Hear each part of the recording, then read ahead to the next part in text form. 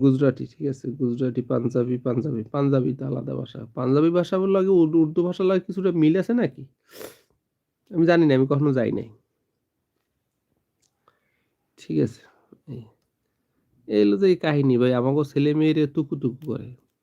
আর ছেলে-মেয়েগুলো না ওই যে ফকু খাইতে পাইয়া, ফকু খাওয়া মানে কি মা বাপের গাছে গাড়ে কি কেউ ফকু খায়? হ। আমি মনে করি হ। কি রকমের হ?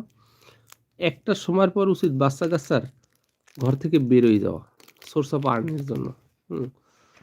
তো হেরা না বাইর করে দিয়ে আমাগো এই থার্ড ওয়ার্ল্ডের মা-বাপগো আবেগ বেশি। মানে থার্ড ওয়ার্ল্ডের মা-বাপের আবেগ বেশি।